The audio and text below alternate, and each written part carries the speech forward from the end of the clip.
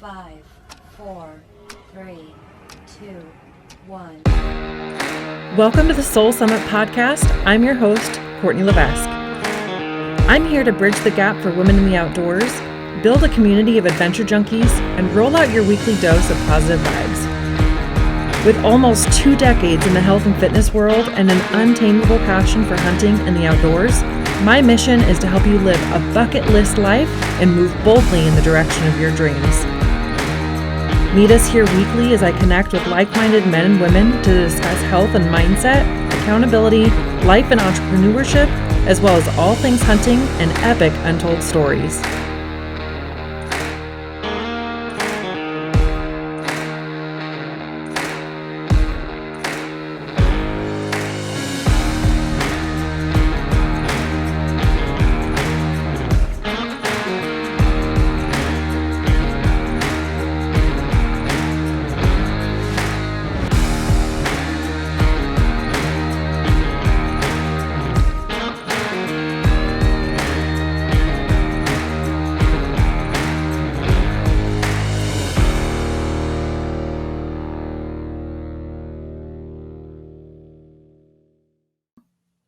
Blank game's the best. And we are live. We are recording in the bedroom, for lack of better places to do it without a dog that won't get crazy. I'm excited actually to record this one because I get to record with you, who the world hasn't actually been formally introduced to yet. Dustin and I, my fiance, as of September moose hunt, which we're going to talk about. Welcome to the show. Thank you. Oh, this is going to be so good. If you are listening to this episode, I highly suggest that you watch the YouTube because it will probably be awkward and funny and Not at all. make other people feel really normal. I don't know. Holy cow, it's hot in here. 1 second. Okay. You did say I got it too hot in here. Yeah. Cool. So things I want to talk about. Who's Dustin Brady? Give us the 30,000 foot view of your life, where you grew up, and how all of a sudden we're in Sitka, Alaska. Grew up in Dixon City, Pennsylvania. Joined the Coast Guard when I was 18 and been in the Coast Guard ever since. So 22 years of service, and here we are. And there's Sitka. Pissed off he's not in here. So this is kind of a funny story. What inspired you to join the Coast Guard? Baywatch. Why? Saving babes on the beach, right? Absolutely. I didn't know what I wanted to do in school. School really wasn't for me. So talking to my buddy Addison, we had a lawn care business together. And I was like, I think we're in 10th grade. And I was like, what are you going to do? He's like, I'm going to join the Coast Guard. I was like, what the hell is the Coast Guard? He's like, you know that helicopter on Baywatch? I'm like, oh yeah, I could do that. That seems pretty cool. So that's exactly what I did. I worked on 65 Dolphin helicopters for 20 years and rescued babes on the beach. Nice. Well, Yeah. It's not where he met me, actually. The story's way better. We met on Instagram, but Yeah. That's pretty cool. So after you joined at 18, where did you go? Kind of what was that layout for you? All the places that you've gotten to see so far. My first station after boot camp was in New Bedford, Massachusetts. I highly do not recommend going to visit there. I was Sorry on if you a live there. Coast Guard cutter, but was not a very nice place to live. And then I was on that for a year, and then went to Tulsa, Oklahoma for school, for aviation schooling. And then after that, I went to Puerto Rico and got to try my hand in surfing for a year, and then went to North Bend, Oregon for a few years, and then headed to Atlantic City, New Jersey, and then finally to the motherland of Kodiak, Alaska, and got to spend 6 years there, and then went back to North Bend, Oregon for 9 months while I was waiting to make warrant officer, and then went to Eureka, California to Humboldt Bay, and now we are in Sitka, Alaska. What's been your favorite place? Kodiak.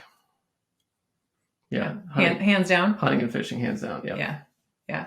It's pretty cool, though. I think one of the things that's really great about military and what you do is that you've got to see so many different places. You know, at a young age, you get to enlist and just go, and maybe if you don't know what you want to do or kind of where you're going to end up, I think it's a great way to see a lot that's out there. I know that's one thing I really think about with the kids is I don't want them to always just see our small hometown or just Oregon. I want them to be able to see other places, because I think that's when you get to really figure out what you like and don't like. And you get to understand that outside of your little tiny place, things are very different.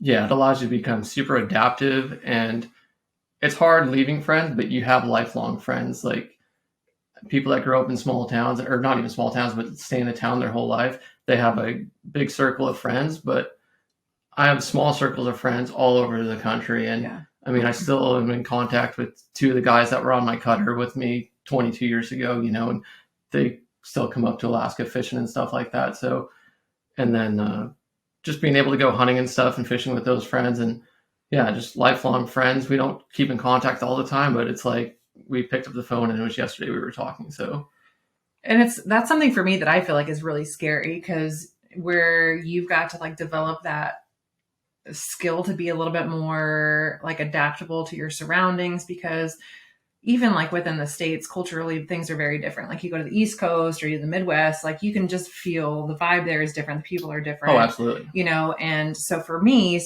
as somebody that's grown up my entire life, basically within the same little tiny town, I live 4 driveways from my parents. So it's not like I went super far. But then when I think about going to see like new state, new town, new people, it's like new coffee shop, new dinner place, like that to me is kind of like hard to break into that. But I do think it's really a good skill to be able to go different places and just kind of like mesh right in, mold right into those people. Yeah, one memory that comes to mind is when I graduated A school in Tulsa, Oklahoma. My sister flew out to drive back with me, and northeastern Pennsylvania, people are kind of cutthroat, and she was there for like 2 hours maybe. She's like, man, people are so nice here, like holding doors open and stuff, because you don't see that in the Northeast. They're honking horns and whipping you off and stuff like that. And everyone in Oklahoma was so nice, and it was cool to see her recognize that. And yeah, that's something, honestly, like I was saying, like just getting the boys out to experience different things. I remember the first time I went to like Kentucky, and I was like, this place is amazing. Everybody's so nice. And there's just like that, a little bit of that Southern charm, but everybody there is just,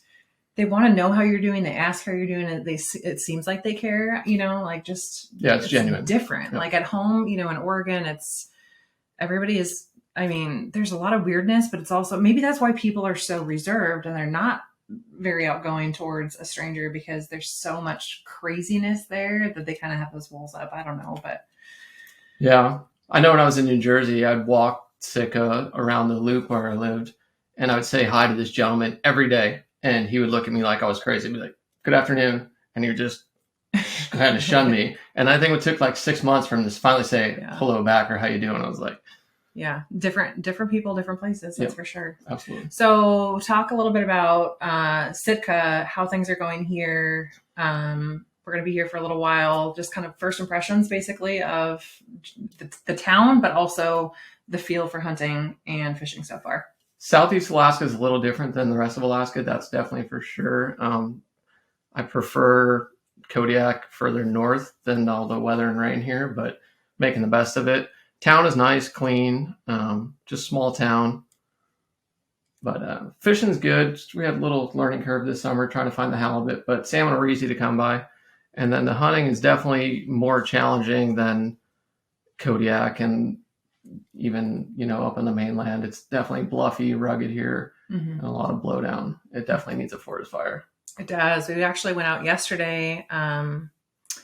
Just a quick kind of outing. Couldn't take the boat out. We were supposed to get some weather in, and so it just didn't look like it was going to be optimal conditions to take the boat out to another part of the island. And so we just found that, and there's not a lot of access here, at least in my comparison of Oregon, where there's like lots of logging roads and there's lots of, access there. Here there's, I don't know, 14 miles of road. There's 14 miles of road. And if you want to go basically explore something, you either leave kind of from town, or you go take the boat, to a beach and then go in from there. So it's been very different for me, because although I think sometimes access can be a detriment to hunting to some degree, it's also really nice because it gets you places where you can then start and go out. Well, it gives you options. Definitely gives you options. I mean, yesterday morning we tried going somewhere, and there was a truck at the trailhead beat us there. So we had to go with kind of plan B that we really didn't have. So we had to just throw it together. Mm-hmm. And there, I think we're finding a few more trails here and there where, people have cut in the years prior, or, there's some recreating trails and stuff too, but it is a little different here. We went out yesterday weather ended up not being that bad. We probably could have taken the bone out, Definitely. but it's crazy because I did grow up in the Pacific Northwest. So that kind of like Western Oregon, jungly, blow down, vine maple. Ugh, I kind of get that, but it is different here. There was at one point yesterday, I felt like a bowling ball on like when they have the lanes up, and you're just kind of pinging back and forth. Like everything's so slippery and, it's just hard to get really good footing here. So it was kind of a bust yesterday, but I mean, we did 7 miles and still got to good hike. climb a little bit and took the weapons for a walk. So that was nice. But you did get your first Baranoff Island Sitka blacktail last weekend. Yeah. So that was cool. Got to make some jerky, and I think we're going to try to get a little bit more of that done. Hopefully be able to do that for next year. Hopefully. My goal, I really want to be able to make, so when it comes to like backcountry hunting or just any snacky, like outdoorsy kind of stuff, the one thing I find routinely that I have to buy are bars and jerky. So I'm thinking if we can get enough, and we do now, we really do have enough, but it'd be nice to just dedicate an animal or a couple animals to just doing some of the whole muscle jerky. And then also we just bought the made with meat jerky gun or whatever they call the bite gun or whatever. So we're going to make some of those. That'll be fun.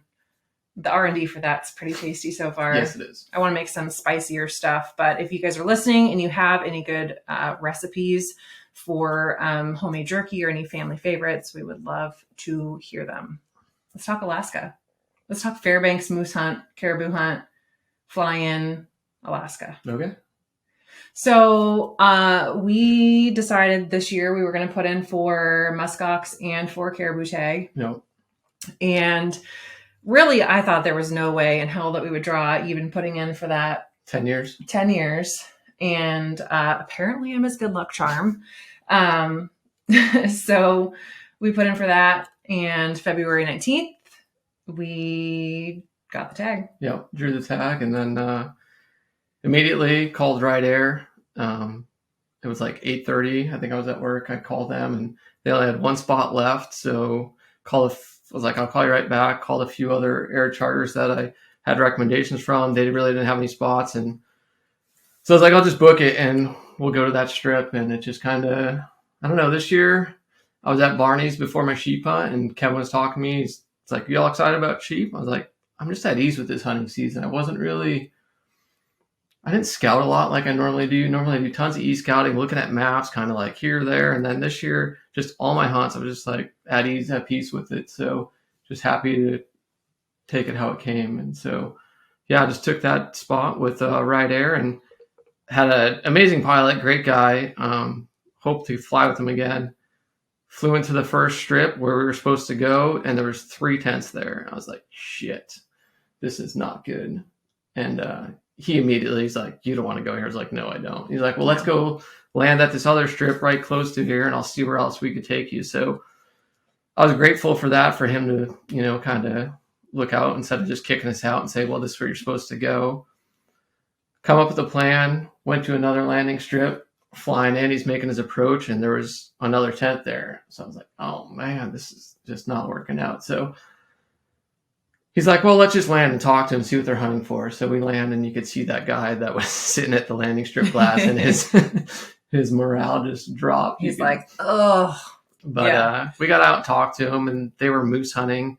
They saw a few small cow, caribou, but weren't really seeing anything. And this being your and Gabe's first backcountry experience, I really didn't want to share that camp. It would have been okay. We probably could have worked with them, but I just didn't want that experience for you guys. So I asked them to take us somewhere else, and he's like, oh, I got another spot.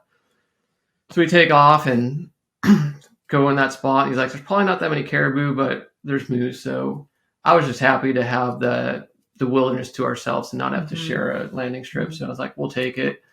Even though I waited 10 years for that caribou tag, but we had moose tags, so we were good with it. We had grizzly bear tags and wolf tags, so I was good with it. And then it worked out in our favor. Yeah. So it was actually your suggestion. The morning that we drew the tag, you called me and you said, we should take the boys. What do you think? And, for some people that's crazy. That's a crazy idea, right? For other people, that's what they do. That's a family affair in the backcountry. For our kids, that was a whole new experience. They've been hunting, they've been camping a ton. They've been doing a lot of that kind of stuff, but there's a difference in, I think, their mental perception of what a hunting trip is when you go to the airport and you get in a plane and you pack everything that you're going to need for 10 days and you go get dropped off remotely. Well, it's not a hunting trip, it's an adventure. Yeah. You know, it's a lifelong, you can never hit the delete button. There's images scarred in your brain, good or bad. Scarred, yeah. It's just, you can't forget it. Yeah. Well, and I just think it's just such an incredible thing to be able to witness that as an adult, to be able to go somewhere remotely and just like really just dive headfirst into that, you know?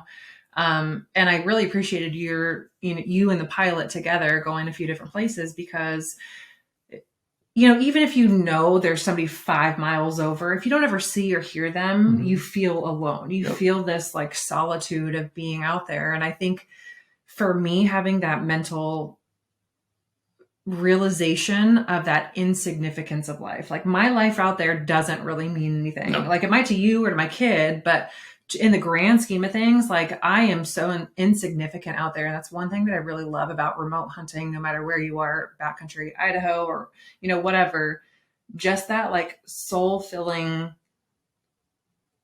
vulnerability of just like, well, this is it. Yeah. I could be dinner. I could have dinner. Like, who knows what it'll be. You're a very small piece of the puzzle. Yeah. Doesn't matter how big you think you are. You're very small. And I think the very first time that I went in sheep hunting in Alaska, I had that feeling a little bit like on some other backcountry hunts, but for me, it was more so in that experience in Alaska. And I think maybe some of that had to do with how vast. Well, when the plane flies away, you're not hiking out. Like there's rivers you can't cross. So you're there, you know, and you're a product of your surroundings. You cannot, on a hike-in sheep hunt or whatever hunt, you could hike out because you hiked in. Right. But on a fly-in, there's rivers you can't cross. Like unless you're going to Tom Sawyer build a raft and float down it, you're not getting out of there. Yeah. So. Yeah. No, it's very true. And I think Gabe had a really good time. I think that was my favorite part of the hunt was watching him grow day by day. Like at the end, like first he was a little hesitant, and then at the end he was like Jeremiah Johnson, you know, he's like, I'm fine out here, leave me alone. You know, he was. Well, he did. He had such confidence about, you know, he just wanted to go explore. He wanted to just go for a walk by himself, you know, and we're out here and he's just like, oh, it's fine. I'll just go, you know? And to me, that's amazing because I grew up and my dad was fantastic, but he always allowed me maybe to be fearful, and not to say fear is bad. I don't think a healthy amount of fear is a bad thing at all, but you know, it was, or maybe it was me. I don't even know. Honestly, maybe it was a combination, but I always felt a little bit of fear being on my own. Even if he and I were to go out to go like mule deer hunting and he would walk this way and I'd walk that way, I could always pretty much see him, you know, even at like 13, 14 years old. Gabe, since he was like 10, I'll take him shed hunting. And he's just like, all right, I'm out of here, you know? And I'm like, if I can't, I need to see you and hear you. Like, we're not in sage fields. We're not in open country. We are in thick Pacific, Western Oregon crap, you know? And so he's just totally comfortable. And I think it's hard for me to figure out where to like nurture that or where to help him understand the order of business out there. Like, you know, there are things that you should be careful of. And at the same time, I want him to always feel confident going to do that on his own. And I think he's developing into a woodsman, and, you know, he's learning that every day he's out in the woods and developing those skills. And I think it's going to be harder for you to keep him back close to you because I think he's going to continue to wander, you know. And he was building fires, doing everything himself, you know, packing moose meat and Yeah, I'm like, you want a lighter? He's like, I want flint and steel. You know, he just has that drive to learn and be a part of it, and also just to like embrace it. I can't tell you how many times he said, "My mom, this is so beautiful," and not in the way where he's just like spieling something. He's just like, you could tell he felt it, you know, in his bones. He's like, "This is amazing. This is so beautiful." And for me, that was absolutely like my favorite part. Not that getting engaged to you wasn't fantastic, but honestly, just watching his excitement for it grow over the, 8 days that we were there. Yeah. Because from the first day, there was a little trepidation and he was a little bit more cautious. And as time went, he was just like, y'all can go home. Like, I got this. And I think he actually said at one point, I just want to live here. Yeah. And I'm like, and it's beautiful, right? So we're kind of on the top of this knob and you can see these beautiful sheep mountains and down into this valley where all the birch trees are changing colors. And well, and even like packing moose out, the first moose, he was like, not loving the tussocks and stuff, and then kind of explaining to him, this is a good suck. And, just kind of learn to deal with it and just get to that next bush 200 yards away. And then he was leading the pack train out, he just kind of took off from there and packing my moose out. He's like, oh, we got this. We just have to get to that hill and we're good to go. So just his whole mental shift changed, know. Well, I think it's true though to say that either adults and or kids, you can push yourself so much farther and harder than you think that you can. When I think people, and myself included, previous to this, and even now, honestly, there were times yesterday hiking where I go, maybe I just don't want to hike anymore. There are moments I think within all of that, but I think you just kind of have to make this almost like we have to make it achievable goals. Yes, exactly. You can't look, I got to go all the way to there. It's, I need to go 200 yards to that bush. Yep. I need to go to that ridge top. And then it's not, I need to go 2 miles back to camp. 2 miles sounds far, 200 yards. You're like, I got that. I could suffer through this. Mm-hmm. And then just those small victories add up and then you're done at the end. It's funny too, because as we're saying that, I was thinking on this, it was one of the legs of packing out my bull. So it was the first pack out. It was the first bull that we had packed out on this trip. And I can't remember. I think it was the second to last load. And I was in my mind, and I don't know if I was kind of just screwed up or not paying that close of attention. I thought we ended up on this little bit of a moose trail that I thought was like literally so close to camp. And I'm like, we're almost there. And I'm just like, I'm like happy now. I'm like smiling. I'm like even telling Jess, I was like, dude, we're so freaking close. And then we come out and I see this valley and I realize that we're not where I thought we were. And then I was just like, no, it was terrible after that. But I don't know. I think you just go into those modes where it's such a mental game that. Yeah, I kind of always, all my hunts, I'm like, I look forward to that. I call it the good suck. Like, you're successful, Yeah. And I look forward to that pain. Maybe that says something about me, but I don't know. Going back to Camp White isn't any fun. Well, it's fun sometimes. I think it's fun sometimes. I don't mind it all the time. No, not that you have to kill something every time, but it's just that's the reward, I think, it's kind of the dues you have to pay. But you know how freaking proud Gabe is now? Oh, yeah. You know how many times I've heard him say, I've packed out 2 moose in Alaska. Yeah. He's freaking, and he should be like, yeah. We didn't baby him. We read how he was feeling. And there was a part of me, I do remember feeling like, is this too much for him? At what point am I going to have to cut the line in the sand and be like, no, this is too much, as far as how far we were going or how much he was packing. And really, I just read him and he did a great job of kind of. Well, and I think we used him as a benchmark to set the tempo of the hunt, because I know when we first drew, I was like, we go in the sheep mountains, go after some really big caribou. I know there's some monsters in there. And you didn't want to take the boys in the sheep country yet, you just didn't want to have that worry for a first backcountry hunt. So I respected that. So we just shifted it and we kind of gauged him and he did awesome. He did so good. Now he wants to go sheep hunting next year with me. He does. Now he's asking Dustin if he's going to be a sheep hunting buddy and he wants to go in. And that's a little bit of a different thing for me. And I honestly feel like sheep hunting, sheep country is easier than moose country for me, only because I can climb easier than I like to work on that tussocks and the instability of that kind of stuff. Yeah. So for me, that's easier. But then you think about balance and cliffs and rocks and shale and all that kind of stuff that makes it, for me, I'm like, yeah, no problem. When I think about my kid being there, I'm like, oh, I don't know about that. Yeah. It doesn't feel super great to me. But well, you get sketchy situation pretty quick too, sheep hunting,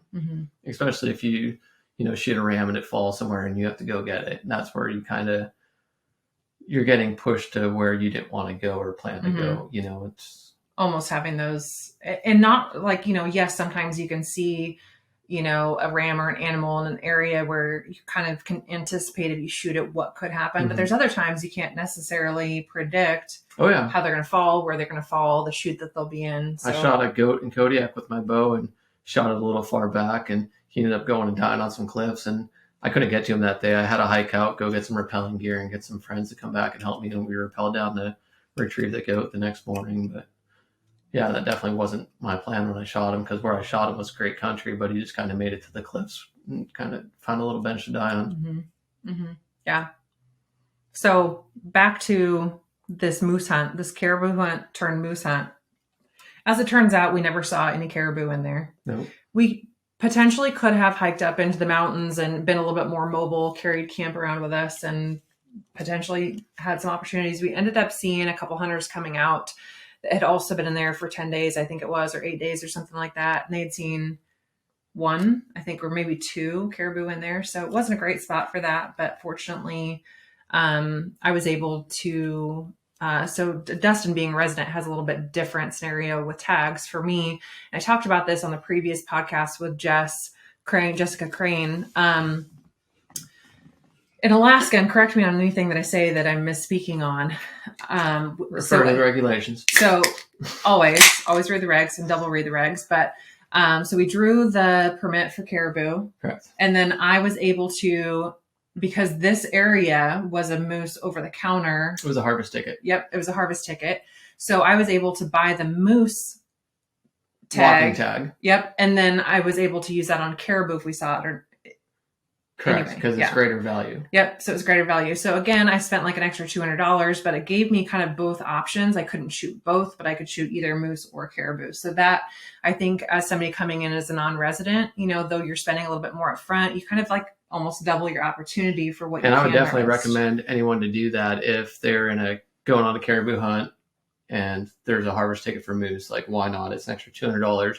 Caribou, feast or famine, you're swimming in them or you're not, and at least it gives you another opportunity to harvest something like that. And then you could even harvest a black bear with that as well. Mm-hmm. So it broadens your tag of what you could harvest. Definitely does. So for people listening who will say, this is an absolute dream hunt of mine, I want to go hunt moose, or, I want to go and have a similar experience.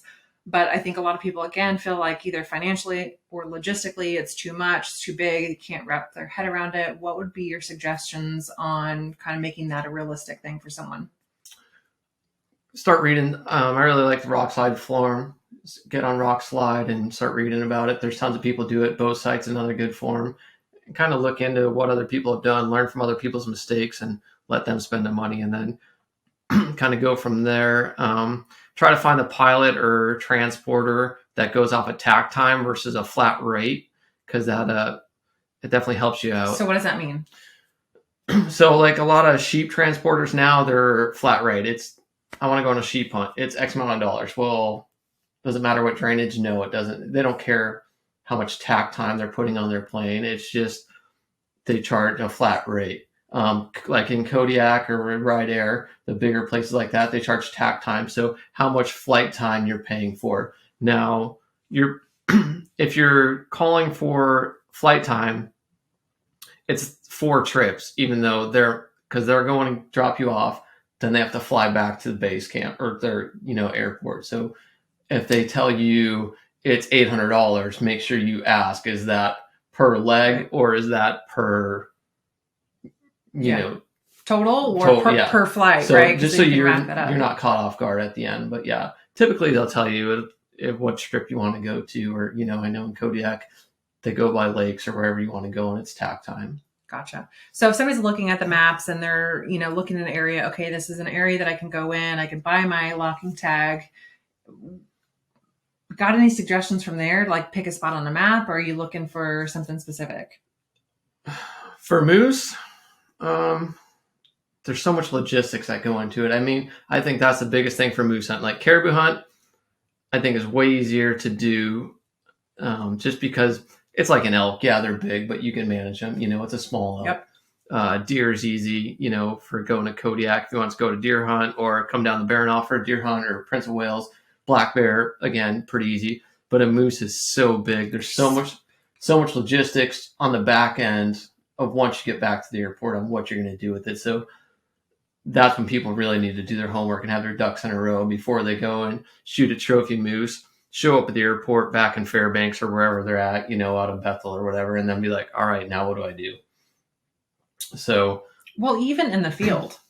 So it's one thing to be glassing and to find the animal that you want, but there has to be, it's really hard because there's a line where you go, oh, it's too far. Yeah. Which is crazy because that's kind of a small window from camp or from the, from the trailhead, from the airstrip, wherever you're going to be.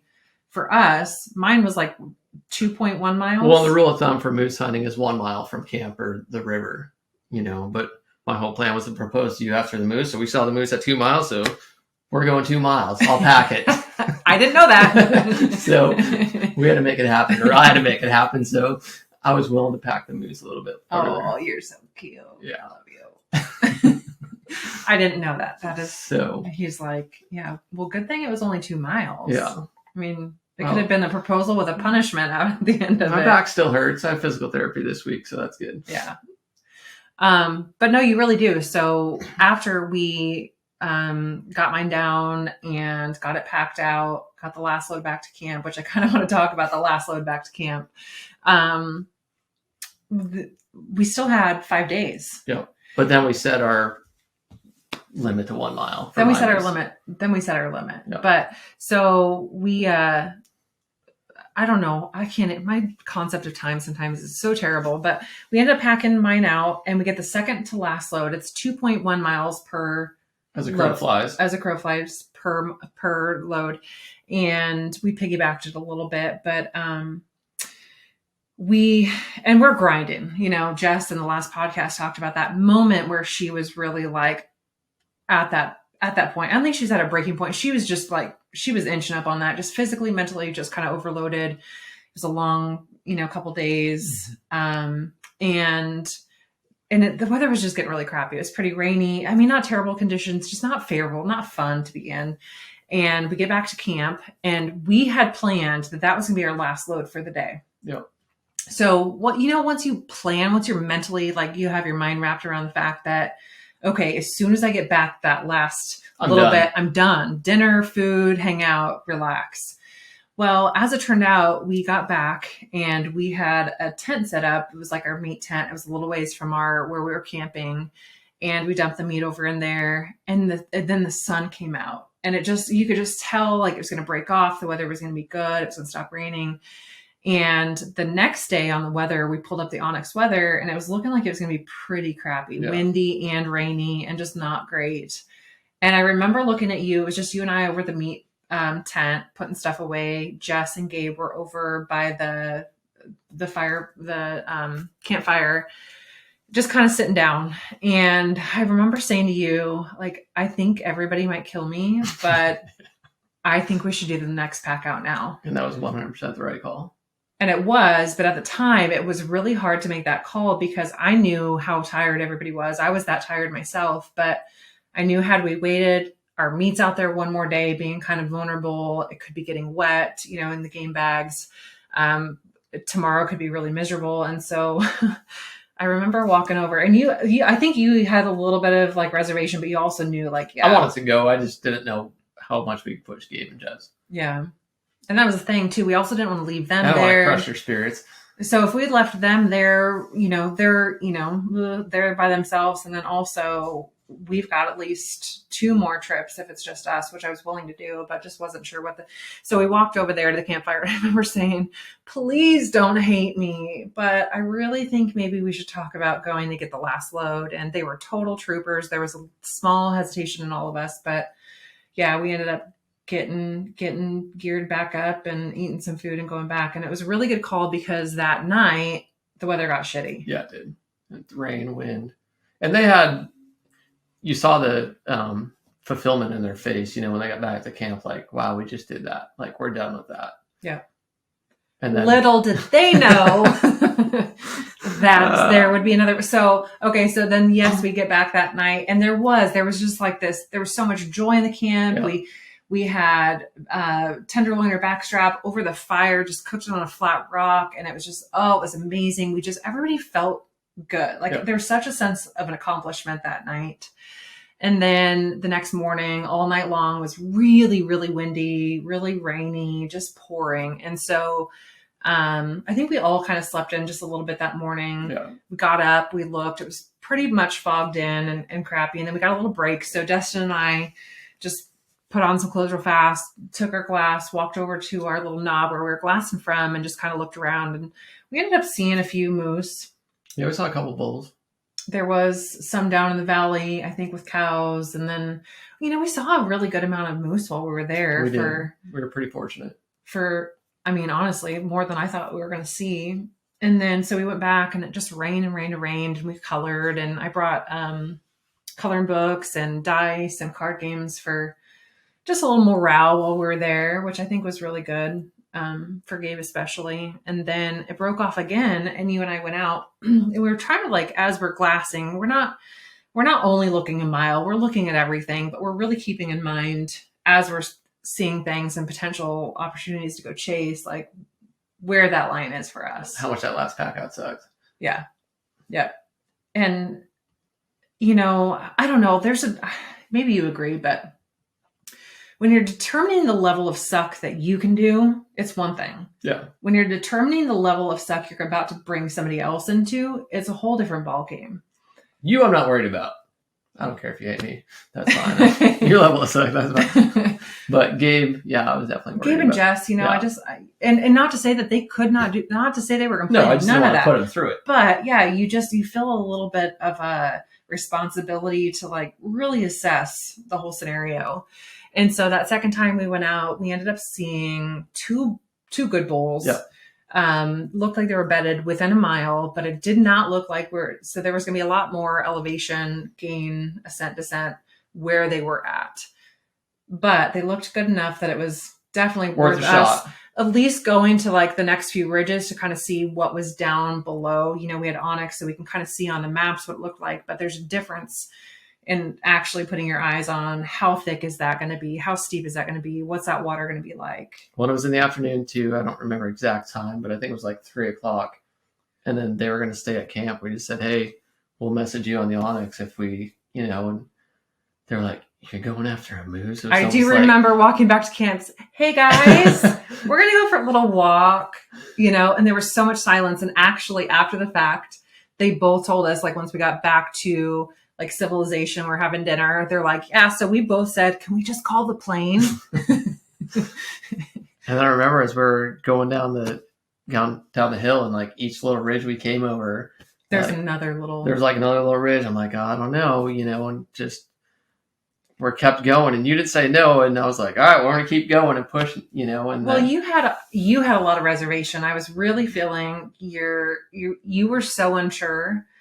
And I think that was really, in my opinion, I think that was just for everybody else. It was, yeah. No, I had no.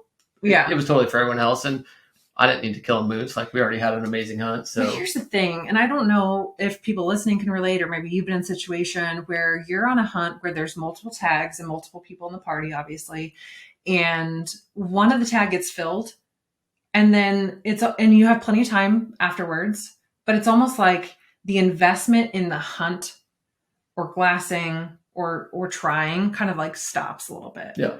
And it wouldn't have been fair had the roles been reversed, right? To where you filled a tag and then it was kind of me on the line. And I don't know. I just think that everybody should be able to get to hunt equally as hard.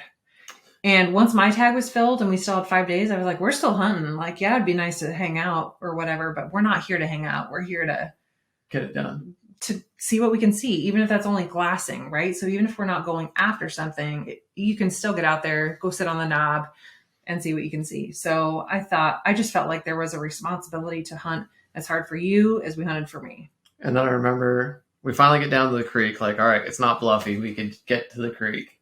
And then we start working our way back up the hill to where the moose were. We had 2 different birch pockets of trees to go to. We kind of had them where they were bedded. And then we were getting closer and closer. I'm like, are you sure? It's kill time now. We're getting in their bubble. Well, you said at one point, well, should we do this? And I said, we haven't killed it yet. Let's just keep going, you know?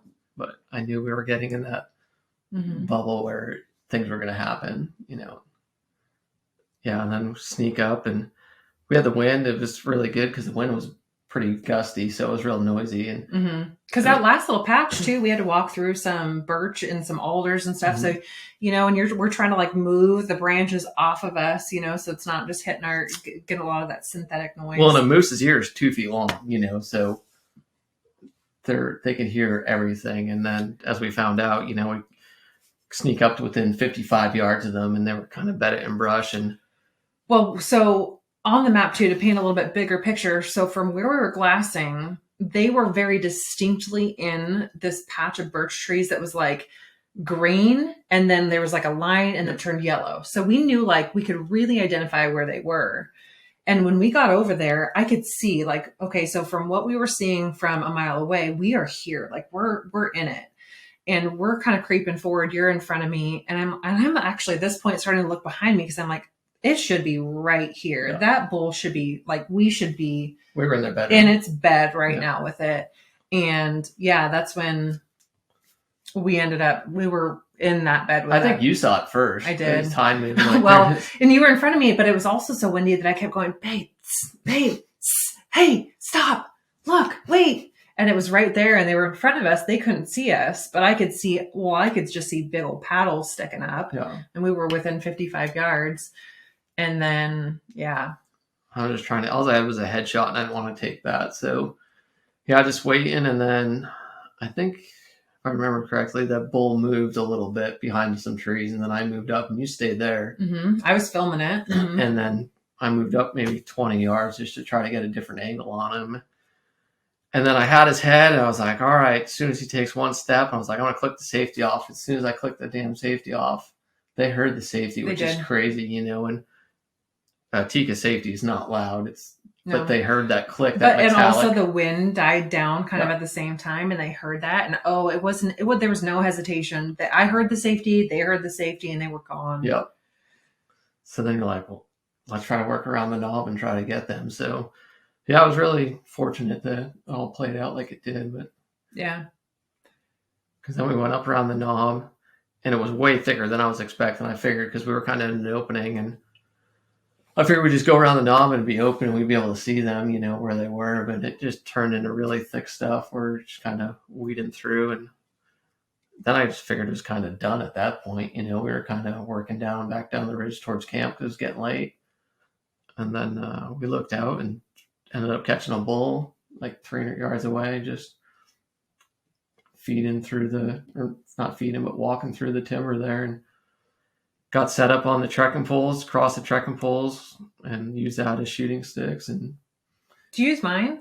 No, I used mine. You used yours? Yeah, just because it was pretty quick. We didn't have a big window to open up, and just kind of on that slanted downhill, trying to get a good shooting position. So I'm watching them. I'm watching as you're getting set up and trying to figure out, because too with moose and, it's like some other species where you have to have, their regulations, like you have to shoot a certain size. Yeah, that area is 50 inches or 4 brow tines. So we knew the 2 that we saw were legal. Well over legal, yeah. They were legal bulls. So, and then just seeing that one again, and, it looked like the same bull. So we thought we were good to go. Yeah. So then you had shot and hit that bull good. But then when he moved forward, he moved from right to left. And there was just a little bit of like trees, birch trees, thick, smaller, younger trees in the way. So he was covered for a minute and then he came back out. And I'm trying to spot for you. And I had to adjust just a little bit as he moved. And so I'm trying to make sure make sure that I tell you to get back on the same bull. Cause we again thought that there was 2 within that group. So, that was a little high intensity for me, just making sure, but he had so much blood coming out. That they're so big. Bull. Like I shot and with the 300 Win Mag, I didn't stay in the scope and I didn't hear the whack. Normally animals, you hear the whack of them hitting or see them flinch or something. They're so tough. Like a tank. He just stood there, and I was like, did I hit him? And you're like, I see blood pumping out. So I knew I had to get another round in him. So yeah, just trying to follow, just keep shooting. I always shoot animals until they're down on the ground. Yeah. I'm not going to just assume that the first shot's a fatal shot. So, well, and even if sometimes they're dead on their feet, I want to be as quick and it's our due diligence as hunters to be, as ethical as possible. Yeah. And, make that a quick kill. So that was fun so we wrapped that up and we just pulled out our maps real fast and marked right where he was at, which wasn't super far. I think it was 250 yards or something like that. Yeah. And walked over there. And with my bull, it was out really in the open, and he went down and then we went back to get Gabe because they were sitting up on a hilltop behind us. So we went and got him. So we walked over to him well after he was down and expired. Your bull, I saw him. I was watching him through my binoculars and I saw him crash what I thought was like 90% sure he crashed. He's down. But walking up to your bull, I was a lot more apprehensive than my bull, which is just some funky thing with me. But when we walked over to him, I was like, are you sure he's dead? Because that thing will kill us. He is huge. Oh yeah. No, bulls that they definitely charge people, they come unglued and they will ruin your day pretty quick. So that was pretty damn fun. I mean, my bull, even I have scars from my bull after he was dead. He tried to move me. Yeah. Threw me. No, honestly. And I think that's something that's kind of, funny story, but we were just trying to get a couple pictures. So it was just you and I. We called them, they knew where we were going to be. We again told them, go ahead and come down. And we were just trying to have you move them for a couple pictures. And again, it was raining, so it was super slippery. And any of like the, limbs or trunks or anything on the ground, like it's just super slippery. And he kind of like the leverage got off with him. And then he ended up like throwing you into a tree. Yeah. Where you barely missed a branch, and then his antler like almost gored him. And it sounds kind of funny, but at the same time, like it was scary in that moment because your reaction to that, like I could tell it hurt you, and you had just had this like about you, whereas like how bad is it, you know? But yeah, you were like bleeding out of your side, where that was not good. That could have been bad. Cool scar. But again, just thinking about like you can't just go shoot a moose. Because you can't freaking roll the thing by yourself. And we ended up using the guts of yours. So once we kind of got the one side done, we kind of ended up, because we wanted to go gutless, but we ended up pulling some of the guts to make it more leverage friendly to roll it, which is the only way we were able to get that rolled by ourselves. But yeah, fun times. It was. I'm ready to go back. I know. Is it hunting season yet? Like there's literally no way we're going to eat through all of the moose meat that we have and elk and deer and everything else. But I'm like, can we give some away so that we actually have a reason to go back and hunt moose again next year? I know. So much fun. It's so much fun. It was a great trip.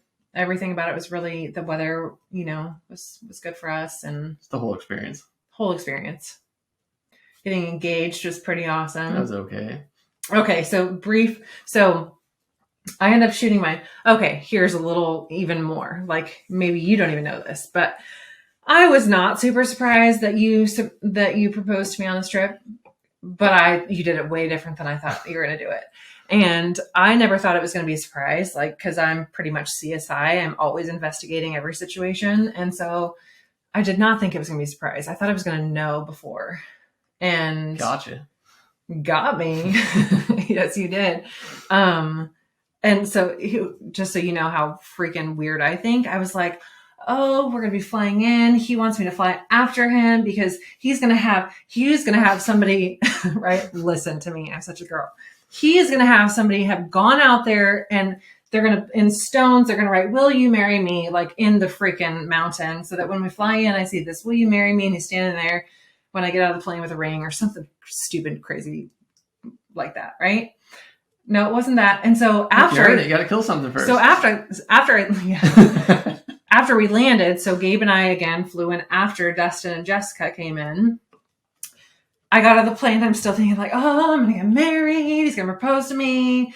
And he doesn't, but he's like so excited. He's got like, you just were happy in the moment. I was happy in the moment too, but that's my place. So. And then I was like, oh, I guess he's not going to propose when we fly in. And then honestly, I never thought about it again after that. I was just like having so much fun hunting and stuff. So when I shot my bull and we walked up to it and took some pictures and just got some amazing videos and I notched my tag and I turn around and you're on one knee with a ring in your hand and you said what you said. And I was like, what? Huh? I was like, did you hear me? I was so surprised. I was so surprised in like a dumb way that I was like, oh, he's proposing to me. And then I was wearing a ring that my boys got me years and years ago for Mother's Day. It was just like, I call it my good luck ring. And I don't even remember this, honestly. I freaking blacked out, dude. I like completely blacked out. I'm like ripping this ring off my finger and I shove it in my pocket and I take the ring from him. And then I was like, oh, wait a minute. I only know this because Jess got the video of it, which I'm glad. And I'm also like kind of ashamed. And then I give the ring back to you and I'm like, oh, I guess you're supposed to put this on my finger. But yeah, I was really surprised. What did Gabe say? That was my... Well, I looked at Gabe. I was crying. I looked at Gabe, and he had all this emotion. He said something, though. I can't remember exactly what it was. It was I can't believe he didn't ask me if he could marry my mom. That's what he said. Well, he did say that, but then he... To which he said, well, can I? And he said, yeah. I think it was something along the lines of, we got a moose and you got proposed to or something like that. He's like, it was a good day. I always ask my people, what's your favorite part of the day? Or what was your favorite part of the trip? And so that night I asked him what his favorite part of the day was. And he said, you shot a bull and you got proposed to. Pretty good day. It was a good day. Yeah. It's a lot of fun. Yeah. Wrapping thoughts. I just wish Brody was there. That was the only thing that, missed on the trip. I was hoping he would be there for it just so we could experience all that as a family. But we'll just have to do another trip where he goes and we get to experience that as a family. Yeah. Yeah, for sure. No, super fun. And it might not be for everybody, but dang, it's a good time. Yep. Yeah, it really is. And, just everything, not just the hunt, but just the flight and the excitement of going. And well, I think it's important to get kids outside, especially nowadays more than ever, and my buddy Lee once said to me, don't let school get in the way of a good education. And that made sense. The Gabe had to miss some school for that, but his first week of school, he'll forget what 8th grade was, but he'll never forget that trip. So I think that's important for parents to, try to get their kids out in the wilderness and don't look at the stuff that's not really that important. If they miss a football game or baseball game or basketball game or some school, those are lifelong memories that, they cannot erase. It's just ingrained in their vision. Yeah. And it'll change him forever. Totally. So change me forever. Stuck with you. So I know people want to know, because they've been asking, how do you get everything back? And that's something that you talked about too. Logistically, once it's down, once you get back to, wherever home base is for you before, not even home base. So we hunted out wherever we hunted, and then we got back to Fairbanks, right? So from there, you had to fly to Sitka. I had to fly to Oregon. People are asking, what'd you do with all that meat? And it's not even transporting it, getting home. It's like, how do you get it cleaned? How do you get it froze before you fly it home? So talk about that process. We were fortunate that we had some friends in Fairbanks, North Pole area that totally opened their house up to us and we took over their garage and yard and butchered 2 moose for 12 hours in their backyard.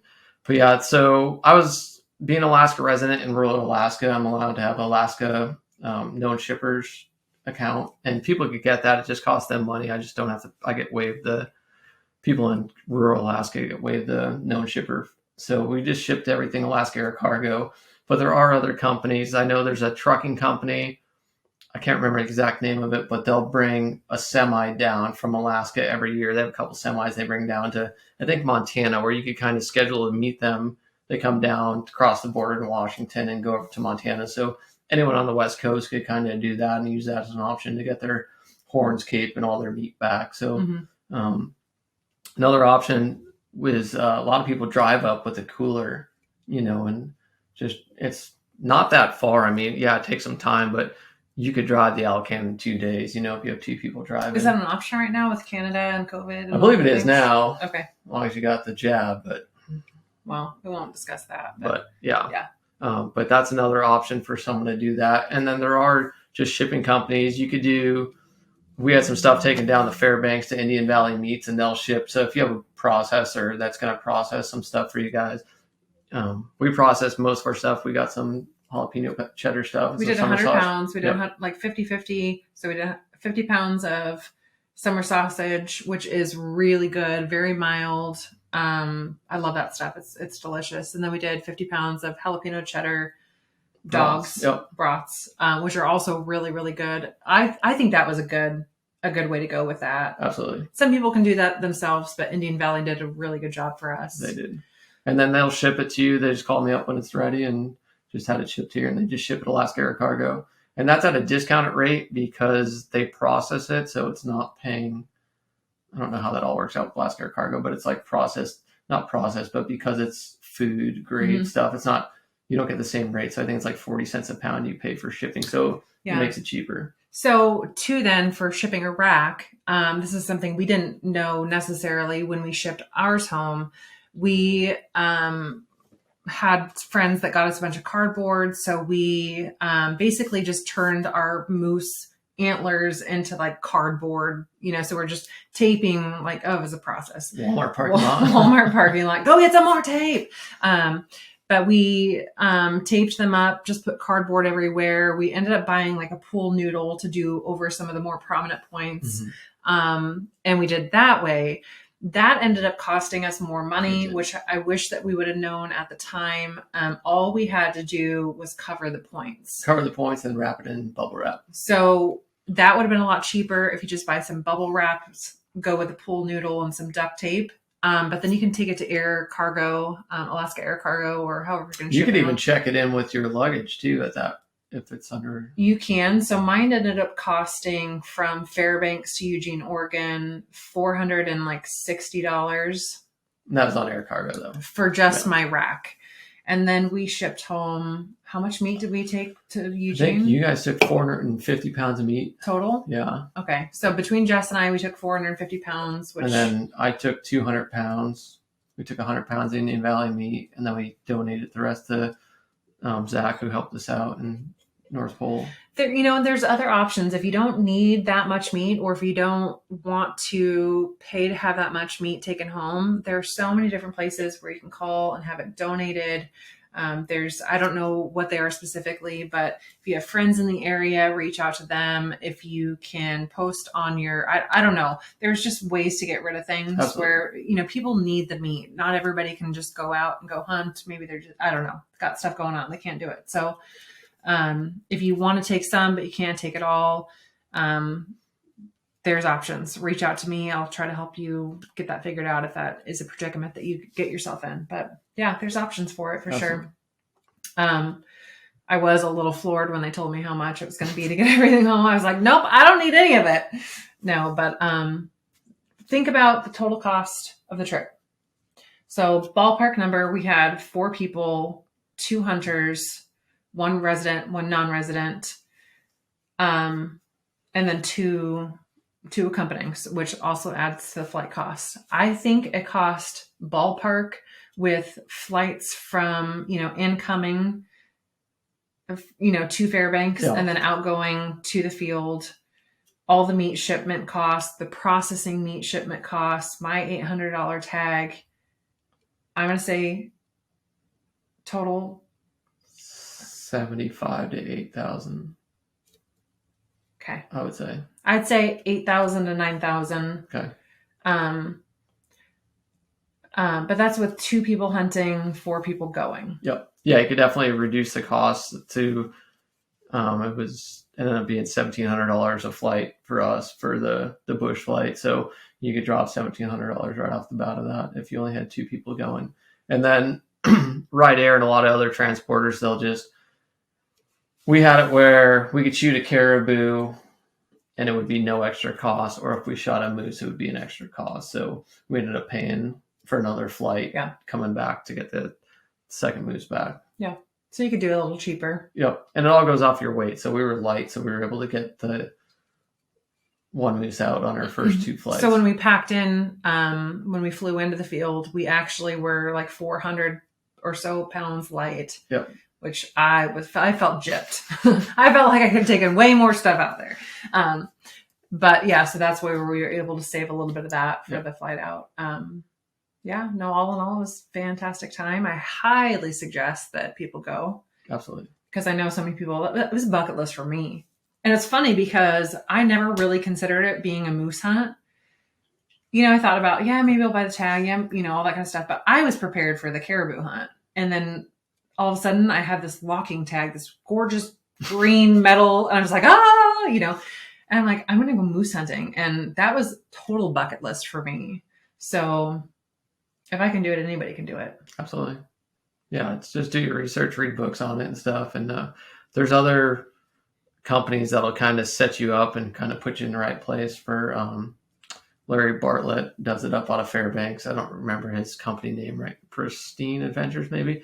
I know he's booked up a couple of years because he's so sought after, but that's a good way to do it too.